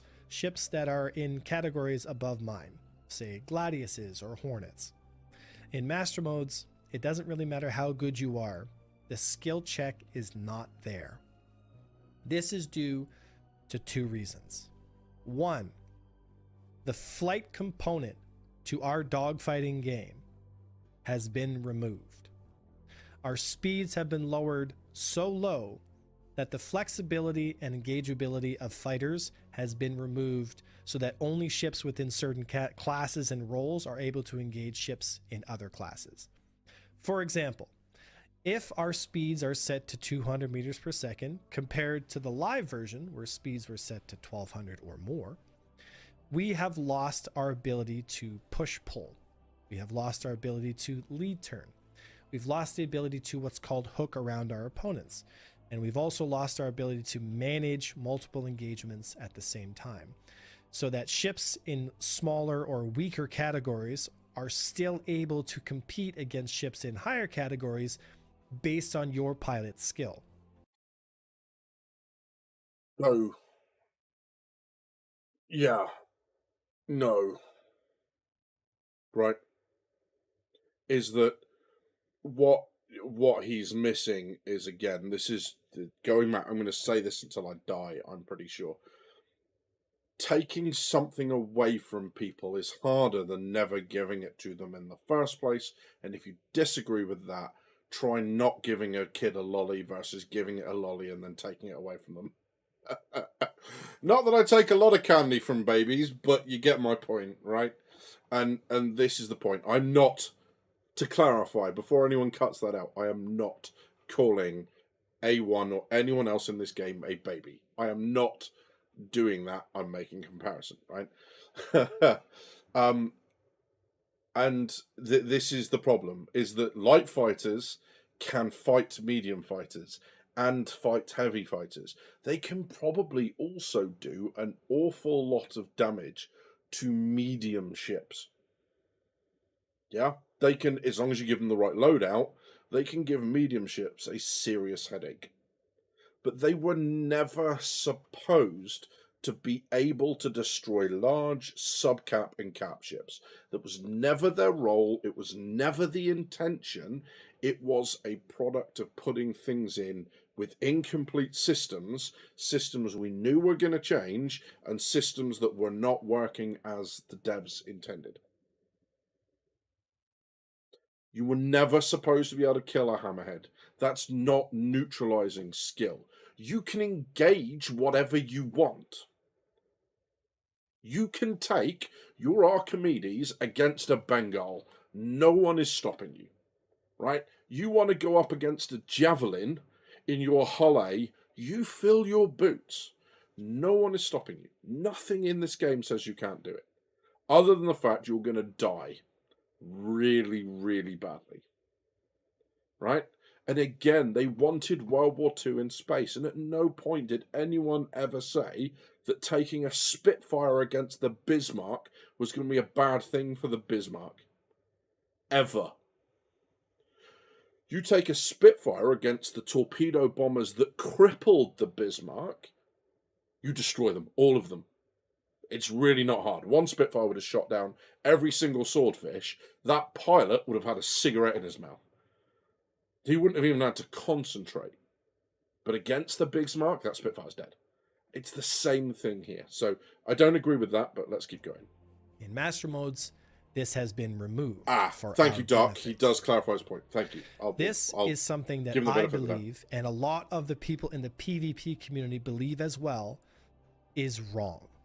I understand that the claim that master modes brings fights together is also wrong. Master modes, in fact, has fights happening at longer ranges most of the time, due to 2 reasons. 1, weapon velocity at such obscenely high levels allows for no reason to get any closer because the lead angle between your fall of shot and your target is so thin that you can engage at 2,000 meters. Secondly, because of the lack of top speeds, you're not able to string out or elongate the fights as much as you used to be able to, which in some regards may be better and beneficial to some, but the results in excessive jousting, which it just ends up having fights continuously going back and forth like a seesaw motion because we don't have enough top speed to actually disengage the fight. So the claim that Master Modes brings fights closer together is just simply not true. The experience that most of the player versus player pilots that I play with on a daily basis, including others from other communities, are finding the same result, that longer distances with saturation zones and excessive jousting are the result of low turn rates and low speeds. We don't have the flexibility or the zone space to actually make maneuvers or do any kind of aerial combat. Instead, we're playing a small game of chicken where we're trying to get a position to some degree where we can outnumber the opponent, put an excessive amount of damage with almost hit scan weapons on them, and then move to the next target. I released a video not too long ago about a Vanguard engagement in Atmosphere, and as it clearly showed, the flight component to that engagement was almost non-existent. At no point was I flying around at any kind of meaningful speed. I was crawling around at 50 to 100 meters per second and just turreting in space and pulling my nose onto the targets and shooting. I don't know about you guys, but when I sign up to fly a fighter, I want to feel like I'm flying a fighter. If I want to have a capital experience, I'll step on board a capital ship. But why am I getting a capital experience in a heavy fighter? Why am my speed so low?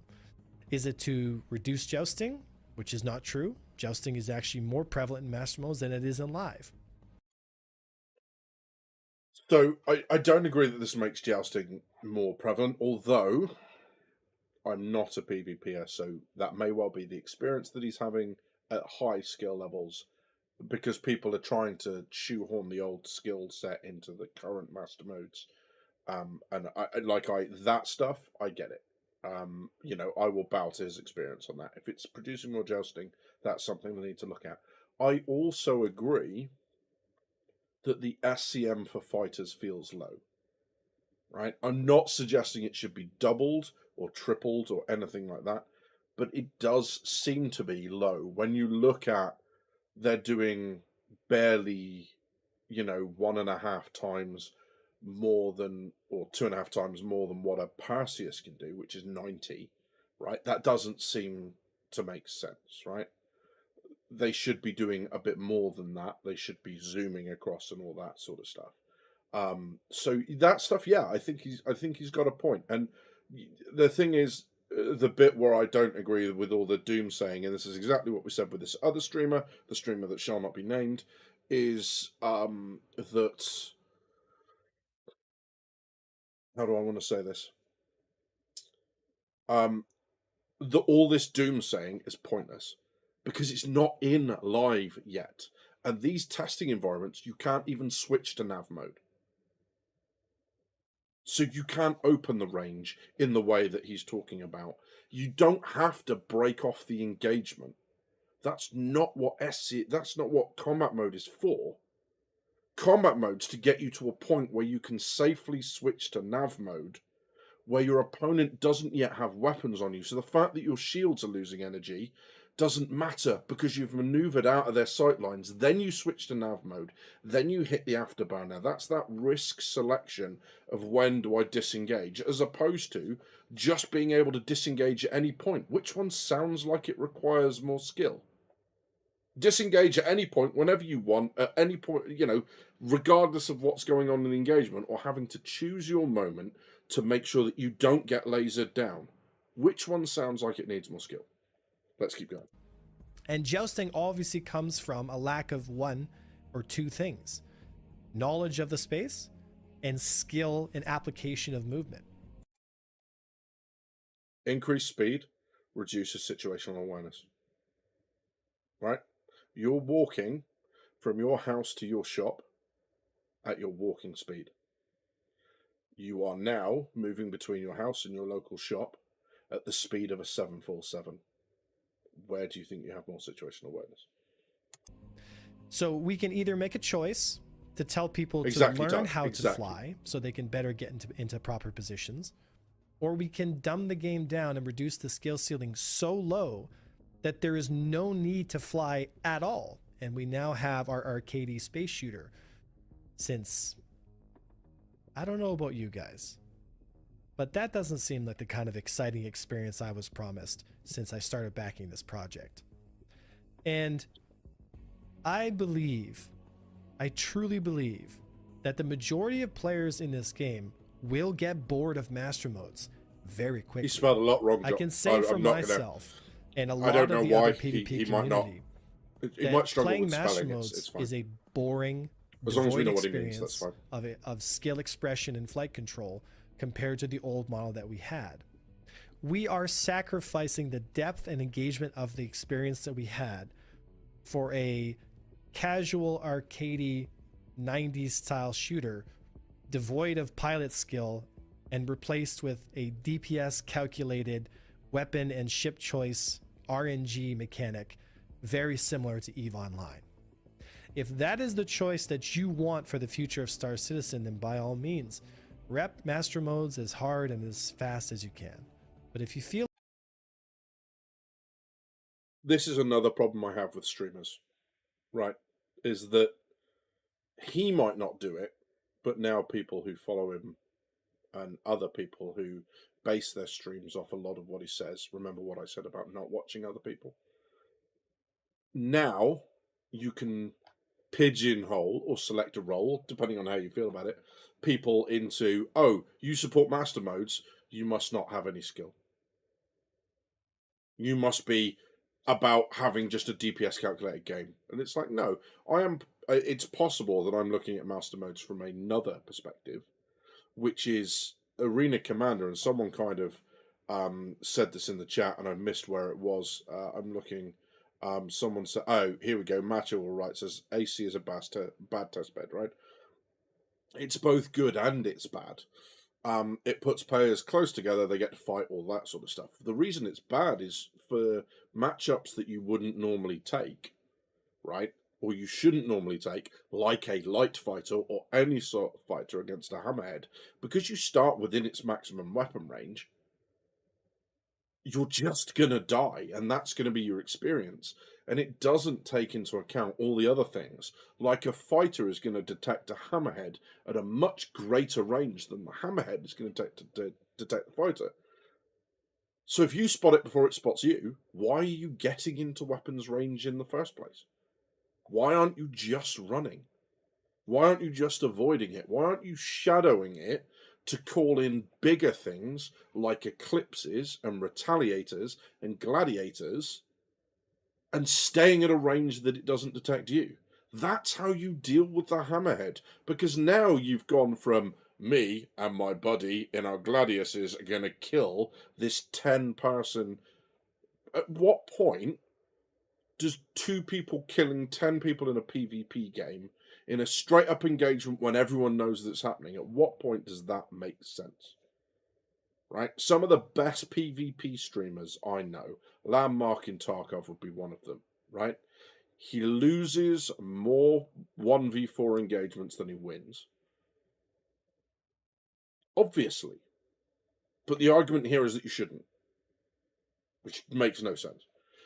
If you're like me and you want to understand that we're losing the most important skill-based design choice of all time in Star... Incorrect. Incorrect. Because people are going to be in Star Citizen for FPS. They're going to be in Star Citizen for mining. And the only reason he's saying this is the most important is because previously mining has been right-click, put into inventory. Salvage has been right-click, put into inventory. We're finally getting games that have been doing what we've been asking for ages, which is take all the other stuff and make that skill-based too, right? And I get it, it's a space game. It's, of course, very important, but it shouldn't be elevated above anything else. They should be treating everything the same. Our Citizen, and that is the flight component of a flight-based space game. Hey, Limited, good to see you, buddy. Welcome to the stream. Glad to see you, my friend. Please understand that it comes from a place of love and hope that Star Citizen can be the best game it can be. I am not asking for DCS in space, and I am not asking for a game that is only accessible by the most advanced controls. The truth is the live model is accessible by all controls. Double sticks are a popular one. Stick and HOTAS is a popular one. Mouse and keyboard is still popular and still played at the highest levels. The result of the live model is that most people could not access the higher levels of gameplay because it was too difficult. And that is a result of two things. One, you're not wrong, Zaveth. Poor education tutorial management from CIG, which is acceptable considering it's a game in development. And two, the lack of willingness and desire from the community to understand the game at a deep level. Given how quickly this has come out and how quickly everyone has lambasted this, by this come out, I mean the video, not the thing. That lack of willingness to learn looks like it's a bigger problem maybe he's willing to admit right now. What we're trying to do when something changes is you are still in the stage where you are taking what used to work and you're trying to make it work in the new system because that's what you know. What it sounds like hasn't happened yet is people aren't engaging. Like, if you're still jousting with lower speeds, honestly, what are you doing? What we've heard is, oh, I've tried all these things that used to work in the old one, and they don't work anymore. This system's broken. All right, how have you changed? What have you tried in the new system? How have you adapted to lower speeds? What could you do? If I put a gun to your head, or if I said, I got $100,000, show me now, brainstorm, how would you how would you stop the jousting thing in this? How would you approach it so you're not jousting your opponent? With the incentive, it would go. The incentive here, it's far easier to go back to what they knew and what they were very good at than it is to learn the new thing. So I agree with point 2 wholeheartedly, but that's not just new players. It is also new players, but it's not just, it's also the experienced ones. I have made literal career out of teaching people how to play Star Citizen. And almost every single person that has come through this Discord and received training and started to understand the game at a deep level has had a significantly better time at playing Star Citizen and the experience itself, because now they understand how to play the game better. I realize that not everyone is going to go rolling around looking at YouTube videos, but I feel like it's my responsibility to shake people's head a little bit and tell them very clearly that what we are losing is not worth it. We are losing too much with master modes. And there are ways that we can get around this. There are ways to... So, I think the reason, and I don't know whether you are... Take away the horse. Yeah, exactly that. You can't stop jousting. What you can do with... jousting, which is, I think, what Shadow Girl's trying to say, is what you can do with jousting is you can make it so ineffectual that people don't do it, not because you've stopped it, but because it's just going to get you killed, right? In the same way that for most of us, if we go into an FPS game and try to 360 no-scope each of the AI, we're going to die, right? Now, you can 360 no-scope everything in that bunker, but you're going to die a lot.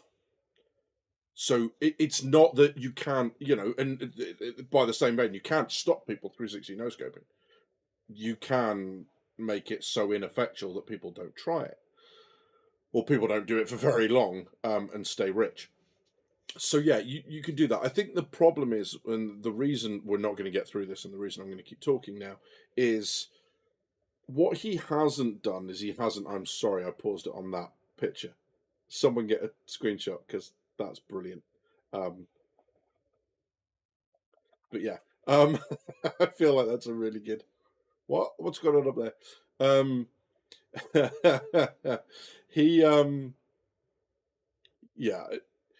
What he hasn't done is defined the problems with the master modes.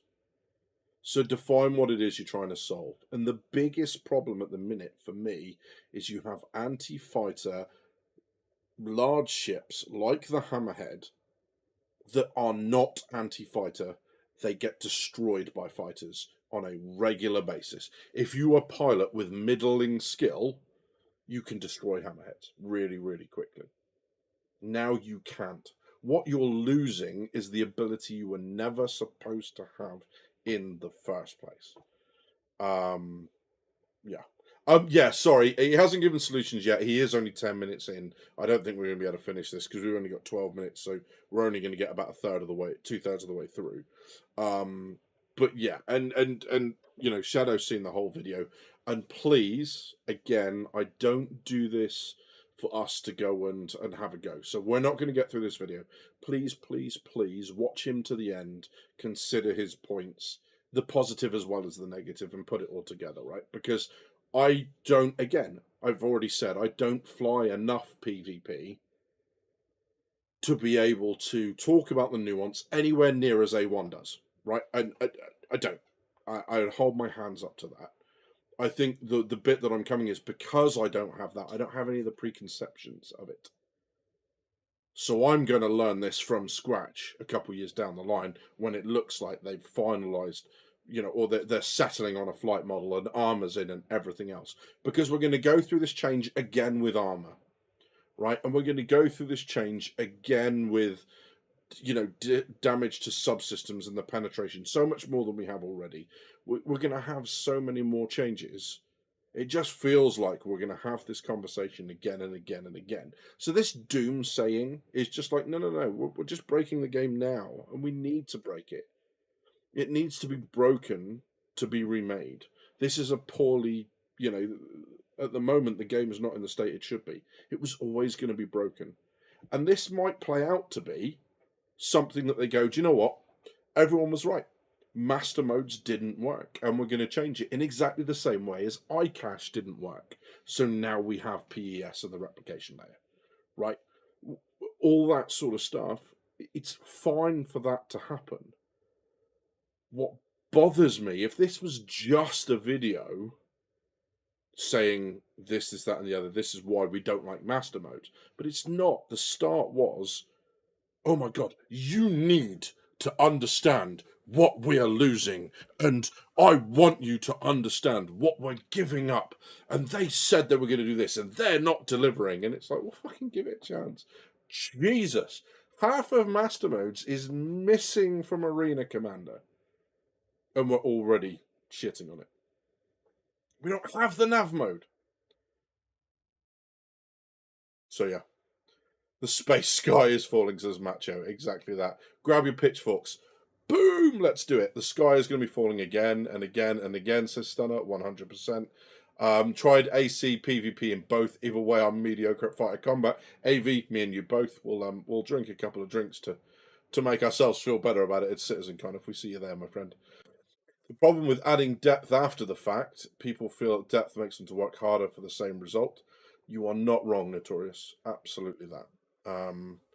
Yeah, and it's interesting.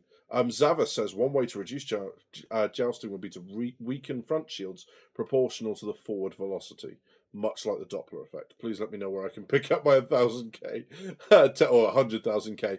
Zava, I'm sorry, there might have been some false advertising there, my friend. But yeah, no, good call, guys. This is why I love talking with you guys, and please. Again, I must reiterate, and I know most of you won't, but if there's anyone lurking who's new here, I don't do this stuff to start flame wars. I don't do this stuff to have people flood other people's comments. I know some other streamers are more than happy for that to happen. Please don't.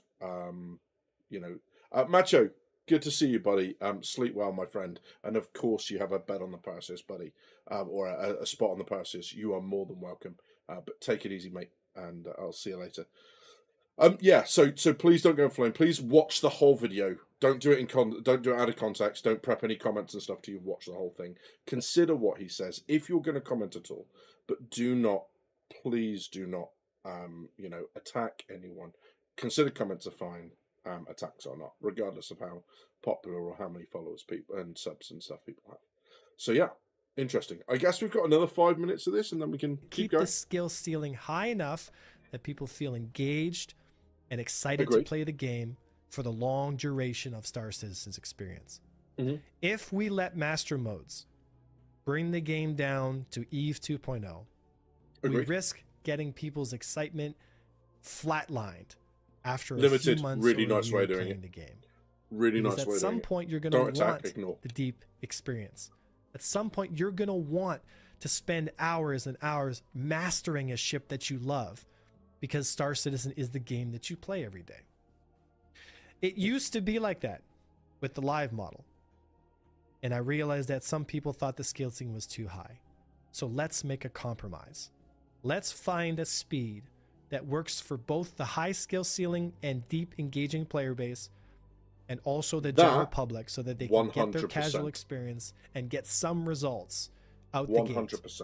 And not feel like they're being put in a hot frying pan. Citizen, absolutely. With nowhere to go and no tutorial and no training. I realize that the new player experience can be difficult and scary, but it is our responsibility as a community to pull together and help educate each other. So, with that being said, let's look at solutions to the problems that we have in master modes, and ways that, in my opinion, would go a long way at making sure that the skill ceiling remained deep and engaging, but also gave a chance for people new to the game to still experience a wonderful Star Citizen that they signed up for. So I really, really wish he'd led with that and not the other thing. So if he'd come into this and said, look, here's, I have a real issue with speed. I have a real problem with the maximum speed. It doesn't feel big enough. And he kind of did say that, but he didn't lead with it, right? You had to get a good kind of 7 or 8 minutes into the video. Fighters feel like capital ships at low speeds. Why is it I'm only 1 or 2 times more than a capital ship? Because taking it back to the Navy thing, capital ships like Bismarck could do 32 knots. That meant planes would do 60 or 70 miles per hour. Now, if anyone that knows flying planes knows that that is past stall speed, right? That doesn't make sense at all, right? Most things won't take off until past 120 miles an hour. So, yeah, that doesn't make sense. And if he'd phrased it in those terms, I would have been absolutely, like 100%. It's the doomsaying bit. The way this video should have started, in my opinion, is that, hey guys, Master Mode's been introduced. While CIG are trying to achieve this, here's the problems they're trying to overcome. That sort of stuff. Hey, Hellwinter, good to see you, my friend. Please, you could join us. Even though it's just at the end. I feel abandoned. Yeah. So the timestamp is 11:50. I shall copy URL at current time. I'll pop that in chat for you guys if you want to pick it up at where we are. So that's that. Yeah, thanks, Drops. That's a really good point, mate. But yeah, so there's that. You know, it's a really, he has a really good point. The speeds do need to be changed. I feel that as well. I do feel like it's going too slow and all that sort of stuff. I'm with him 100% on those things. I've also noticed he's as pale as I am. Is there a common theme here? But yeah, 100%. I'm with him on that. If he'd started with that, that's fine. The bit that bothers me is everything is doomsaying. And if everything is doomsaying, then nothing is doomsaying. Like, if there's something in there that's genuinely going to break the game, how do you tell the difference between that and this thing that is only on a couple of ships, only an arena commander, only half of it has been given to us, and already we're predicting the death of the game? Right? Although he hasn't said that in so many words, let's face it, if this becomes EVE 2.0, it is the death of the game, because it's so far from what they promised, most of us would quit. Right? So it's that sort of stuff, right? Similar haircut and facial hair. Shut your face. It's amazing how quickly I can go off someone. No, this is my homage to Avenger 1, to show that there's no hard feelings. I love the dude, even though I hadn't planned it and that sort of stuff. And yeah. So do I need to hang on 2 seconds? How do I time someone out in chat, guys? How do I 2 seconds? I'll figure it out. Put user in timeout. Yeah, there we go. Hyperbole is the current thing to the internet. Hellwinter, 100%, my friend. And this is why I don't think I'm ever going to get really high click videos, because I don't. We've already noticed that, you know, when one of my most popular live stream for video views after the fact was that one that said CIG uppercuts the doubters. They promised, they delivered. because it was courting controversy. So everyone was like, or controversy, right? Everyone was like, oh, yeah, you're wrong, Badgers, and the amount of whinging in there was great, because it just drove up my engagement. But yeah.